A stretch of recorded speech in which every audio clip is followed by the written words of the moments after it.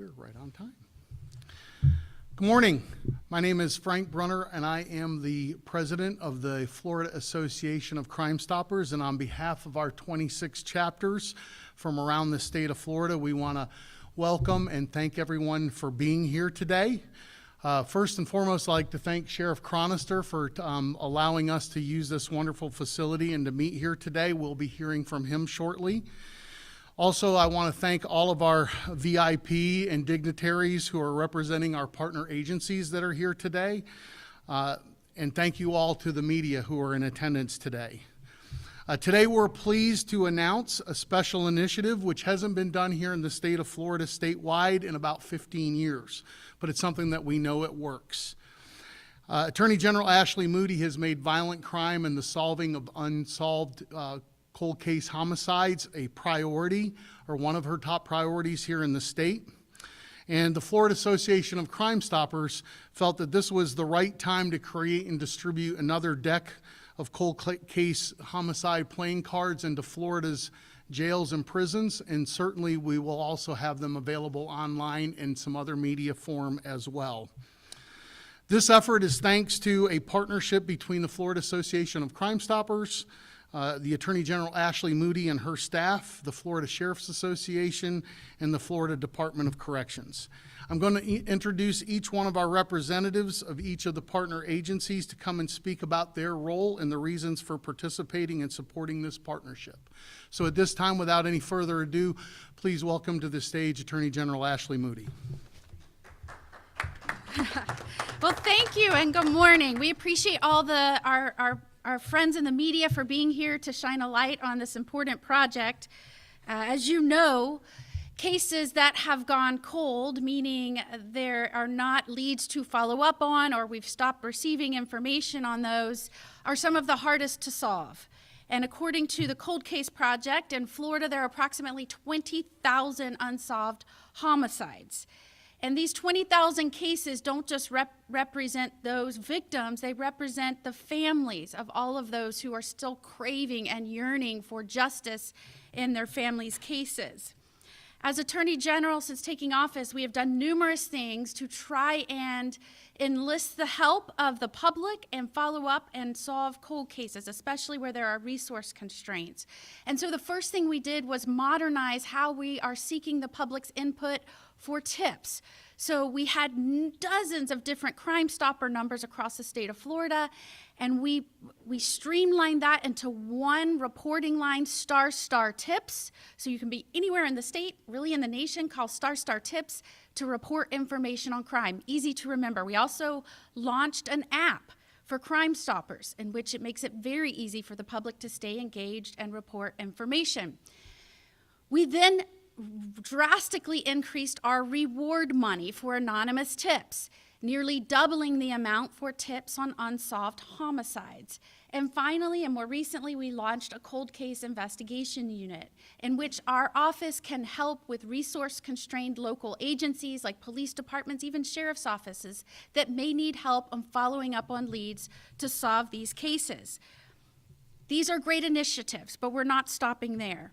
To bolster our ongoing efforts to solve crime, we are here today to make sure we're leaving no stone unturned, no case that's run dry without seeking more information from the public. As law enforcement officers and certainly prosecutors, we all have stories to tell. Where a case that we thought had been cold and that was going to be impossible to revive, someone called in with a new piece of information that gave that case life. And it was groundbreaking information. Sometimes that comes not just from the criminals, but it can come from families or associates of those criminals that have had a change in conscience, or they see something that spurs a recall of memory or something that they thought wasn't even important, but now they know it may be, and so they call in to report something that they thought was insignificant, but is the linchpin in solving a case. Either way, we want to capitalize on any way to get information that may be still out there so that we can solve these cold cases. So starting today, and I'm so grateful to Frank Bruner, he's a go-getter, he's never stopping, always coming up with new ways that we can use Crime Stoppers to get information from folks. And I'm thankful to all our partners up here for making today's project a reality. So starting today, we will distribute thousands of playing cards. These are decks of cards, and each card has an unsolved homicide on it and ways that people can report information. Each of the cards will tell the story of a missing person or an unsolved crime and feature information on how you can report tips about the case anonymously. Digital cards will also be available online on the Florida Crime Stoppers website at facsflorida.org, so the public can participate in learning about these homicides we need more information on. 2 of these playing cards will feature unsolved cases right here in the Tampa Bay area. 2 of the cases will feature cards that have cases worked by our cold case investigations unit. While that idea of the cards is not new, we have seen really incredible success from the use of this tactic in the past. When we used it here in Florida in 2007 and we released a deck of playing cards with FDLE and Crime Stoppers, we saw a cold case solved. It was a 2004 homicide case, a 34-year-old whose body had been found floating in a retention pond. And soon after the decks were distributed, we got information from folks that had information out there. They called in those tips, and the tips led to a conviction of someone that was responsible for that murder. Other states have also seen success from this low-tech method of gathering information. In Connecticut, similar decks were distributed across the state, and they solved 20 cold cases. In South Carolina, at least 8 cold cases were solved. So if revitalizing this program and coming up with the resources to do this and gathering all of you here today to highlight this program solves one of these outstanding homicide cases, it will be worth it. And to all of the families of loved ones that are missing or that we know that were violently taken from them way too early in life, I want you to know that while cases may go cold, the passion and the vigilance and the vigor for solving these cases by law enforcement and prosecutors never goes cold. And I want you to know we will continue to come up with ways to gather information from folks that have it, that could help us solve these cases. I just want you to know your families and your loss will not be forgotten. We will continue to follow up until we bring you justice. Perpetrators of long-gone cold cases often think they've gotten away with it. And I hope today is a reminder to them that they should never feel safe, they should never feel free, because we will continue to pursue them. As long as we have officers up here willing to dedicate their lives to these jobs, as long as we have community members that recognize safety and security and the stability of our state and our communities is not just up to those that wear a badge, it's up to all of us. We are all part of making sure our communities are safe, and today is about that, and we will continue to remind our community members to do the right thing. If you know something that can bring one of these perpetrators to justice, please speak up. Today is a great reminder to all of us that there is an easy way to do that. You can call ** tips at any time to start the process to bring closure to so many families that still crave it and yearn for it, and still to this day miss the loved one that was taken from them far too early. We appreciate all of you for being with us today and helping us highlight this incredible program. And without further ado, I will bring up the president of the Florida Sheriff's Association, Sheriff Leeper. Well, whichever one. You're next. It looks like on the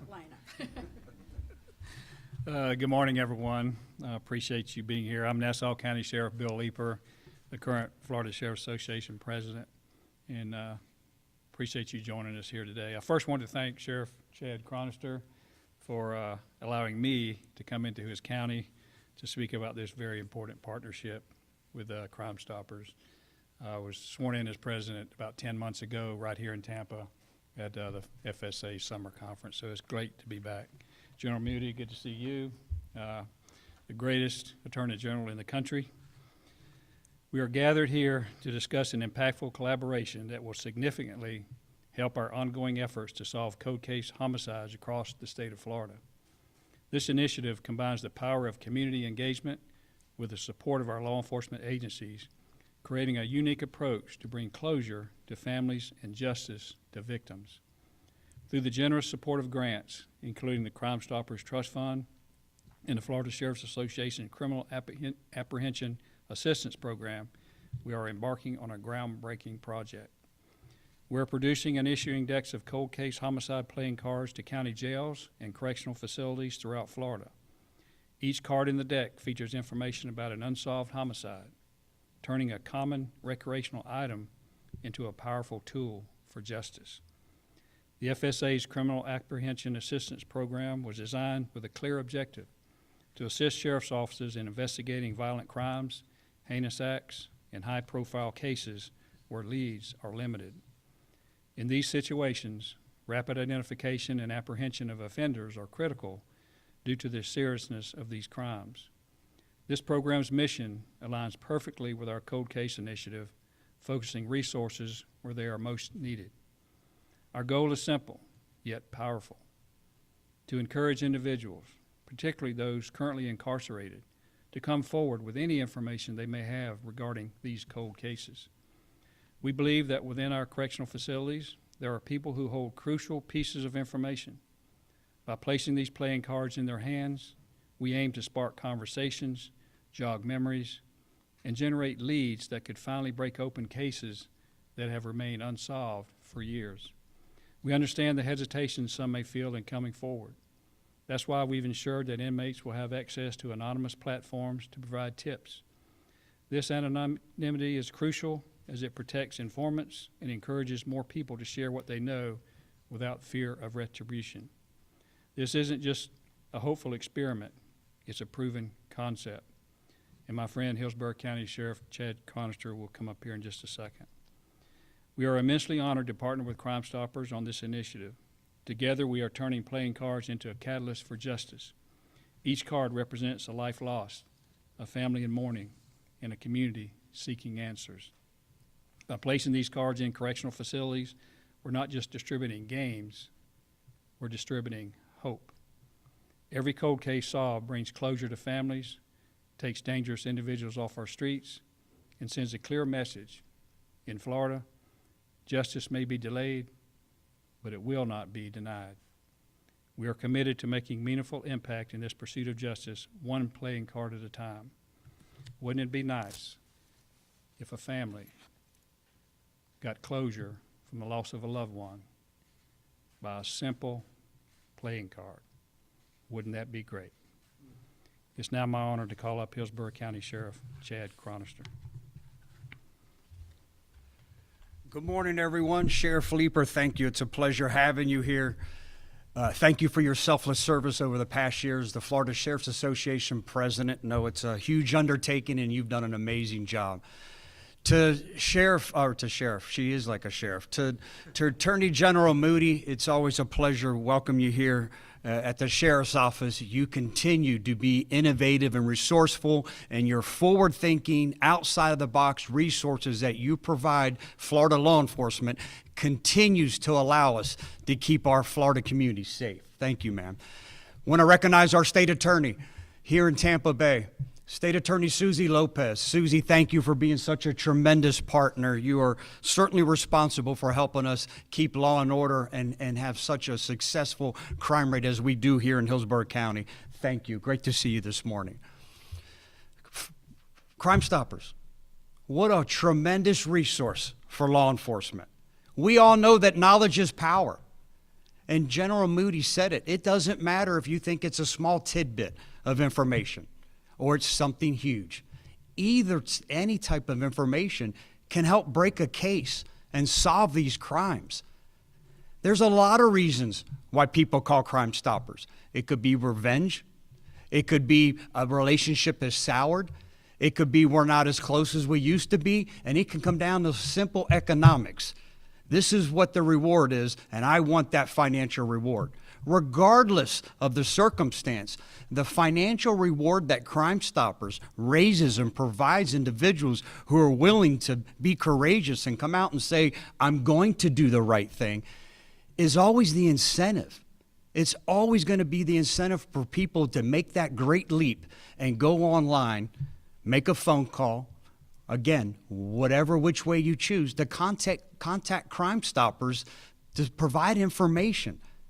You never know what that information and how it can solve a crime. In Florida Sheriff's Office, municipalities on the state and local level do a phenomenal job at solving homicides. Here at the Sheriff's Office, we have a 97% clearance rate. That's fantastic, something to celebrate, well above the national average. But that 3%, they're not just a number. Those are victims. Those are family members that are hurting. And true success will never be measured until every homicide is solved. Every victim's perpetrator of this heinous crime is brought to justice. And the families, they get the comfort they've been searching for since the day this happened. I'm extremely grateful that the Florida Sheriff's Association, Attorney General Moody's office, and Crime Stoppers has agreed to allow the Hillsborough County Sheriff's Office to be the detention institution where we launched this program. And all the law enforcement agencies you see represented here today, we have to remember, it doesn't matter if you're in Pasco, which is now North Tampa, the Florida Department of Law Enforcement, our sisters and brothers at the city of Tampa. Regardless, here in the Tampa Bay area, criminals don't know jurisdictional boundaries. We do, because we know we're responsible for a certain area, but criminals don't. This knowledge, this will become powerful for the entire Tampa Bay area, and that momentum will be continued through the entire state. As again, people who have a lot of time on their hands will be able to sit and focus and hopefully do a lot of soul searching when they pick up the phone or they get on that laptop that they have, that iPad, and want to click on that link. Crime Stoppers couldn't have made it easier than to click on a link and provide that information. We will solve crimes. I'm grateful that the initiative is launched here. I am hopeful that this will help us solve just one crime, just one homicide, and bring closure to just one family member. Thank you, everyone.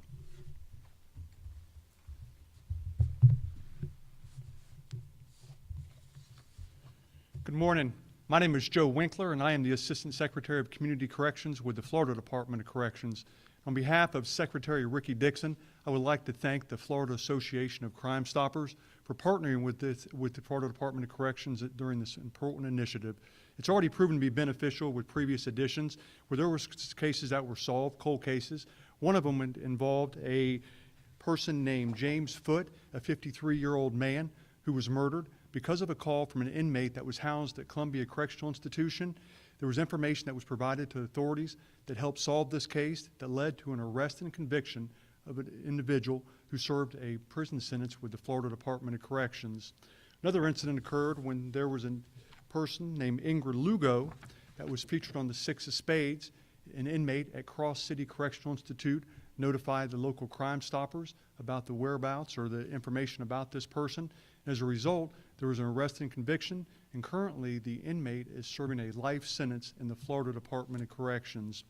As we move forward, they're going to ship out 3,000 decks of cards.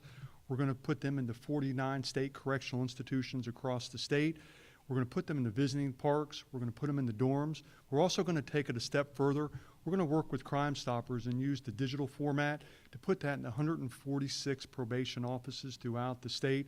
Those 146 probation offices have about 146,000 offenders that report. And because of those offenders reporting, we have foot traffic in our probation offices that exceed 1.2 million offenders that report each year.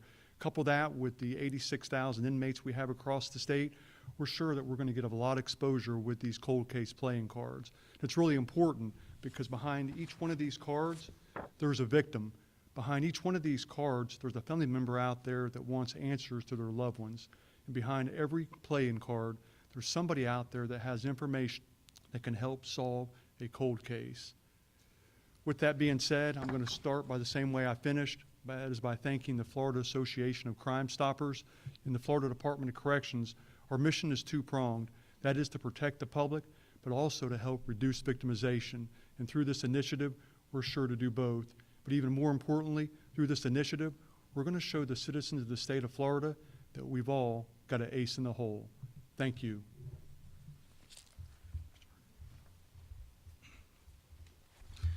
As you can see, we have put together a pretty tremendous and influential list of partners. At this time, I'm going to go ahead and we would ask that the media that are here to keep your questions pertinent to this particular initiative, but we'll open up if there's any people from the media that are here today that would like to ask a question from someone here on the stage. Quick question. Chad Chronister talked about, hopefully people who are incarcerated will have the time and maybe some soul searching, like you said. There are reasons behind putting their faces and their stories on there, as opposed to just a bulletin board of names. Yeah, great question. I think you have to make it personal. And to make it personal is to remind these victims that as law enforcement, regardless of where you work in the state of Florida, we won't stop. We'll never stop. We all have cold case detectives. That's their full-time job. We will never stop pursuing justice and holding the person who committed this heinous crime, who took another life. We will not stop. You have to make it personal. So to put their story, to share their family members that are grieving, make it personal. I think that's what's going to be that, along with that financial reward, that incentive, but the true motive to doing the right thing during that soul searching that these individuals that are doing, they'll do it because it matters. General Moody, we have to ask you, you're here, this did not pertain to today's event, but you brought civil action against Leo Gavani, his associates, and his businesses. When did theft become civil and not criminal? So I want to make clear, what's been done thus far is about one organization whose members have relationships to these other nonprofits. I also want to make clear, and I'm going to be very reserved in what I say today, while there are initial civil actions that have to be filed, we have to make sure that we are preserving resources for the most vulnerable, protecting those. That does not mean there are not other inquiries proceeding.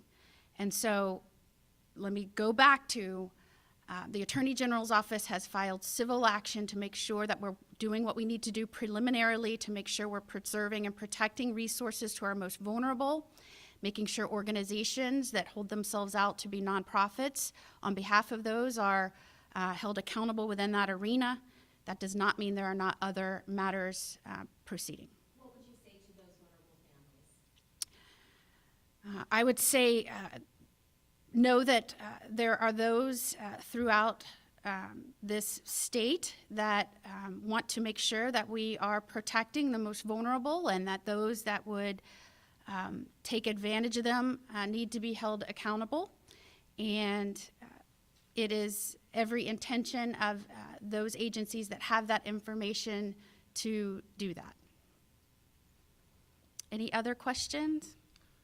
I have a question about the decision to target the cards of inmates specifically. Can you elaborate the rationale behind that? Sure. I'll take that one.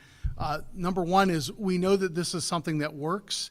This is the first time that we've done it in about 15 years here, and we've already highlighted two of the cold cases last time that were solved pretty quickly. But like anything else, you have to target your audience, if you will, and we know that there are folks that are within the area of the correctional facilities and our jails. They know things. They're with other folks that are in that environment. I will tell you the one case that Mr. Winkler talked about with Ingrid Lugo from back in 2007, the young lady that was found in the retention pond.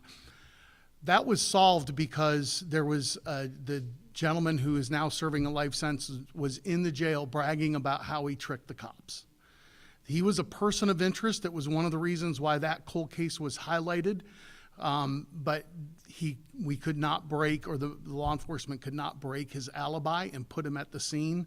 But because he was bragging about it with other inmates, someone came forward and provided us with the information, and as it was stated, he's now serving a life sentence. Any other questions for any of our panel here pertaining specifically to this initiative? Okay, we're going to wrap up then, a couple of quick housekeeping items. Number one, for all the members of the media, you have the first right of refusal. We may have enough decks to go around for everybody that's here to be able to take one deck, but if you want to come up front and take a look and see what the actual playing cards look like, we have them up here, and we do have some decks available if you want to be able to take them back and look at them and have them available for your story.